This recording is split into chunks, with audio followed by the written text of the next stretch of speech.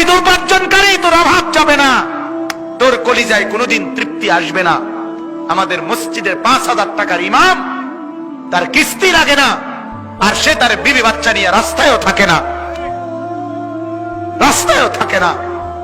5,000 টাকার মসজিদের ইমাম সাহেবের বেতন নিয়েই মালিকের 30 দিনের 1 মাস ইজ্জতের সাথে, পর্দার সাথে, হালালের মাধ্যমে তার জিন্দেগি কাটায়া দেয়। এক ওয়াক্ত নামাজও ছোটে না। হ্যাঁ, এজন্য আমার বাপ এটা ফিকির করেন, নিজেদের ছেলে, নিজেদের মেয়ে,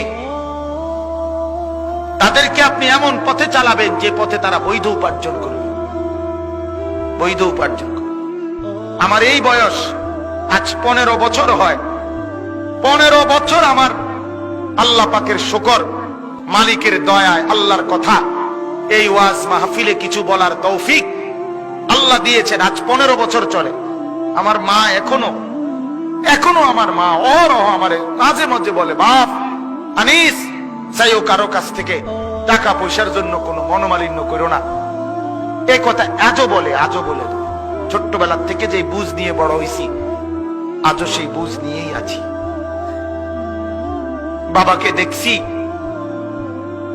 বাবাকে দেখছি অভাবের সংসারে।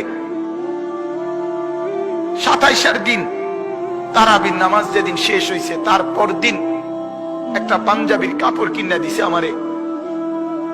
ঈদের দিনও সকালবেলা, আমি ঈদের দিন, আজ ঈদ ফজরের নামাজ পড়ে আমি টেইলারের দোকানে দাঁড়ায় ছিলাম। আমার পাঞ্জাবিটা তখনও সেলাই হয় নাই। আমি ঈদের নামাজে যাব কিভাবে?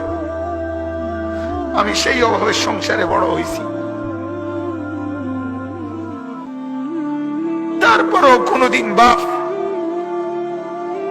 অবৈধ রোজগারের পিছনে যায় না। এক মসজিদের ইমামতি করছে 43 বছর। আব্বা এক মসজিদে নামাজ পড়াইছে, এক মসজিদে 43 বছর এক মসজিদের ইমাম ছিল আমার বাপ। এটা বোঝা উচিত, নিজের সন্তানকে গুনাহের রোজগারের উপরে নামাই দিয়ে কেমনে সুখ আসবে?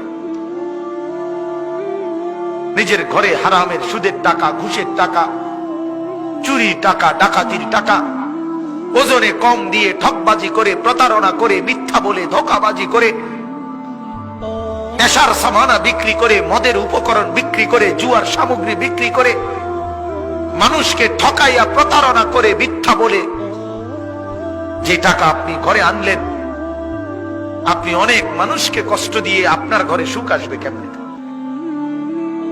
বলে? আল্লাহ আমাদেরকে বুঝার তৌফিক দান করুন।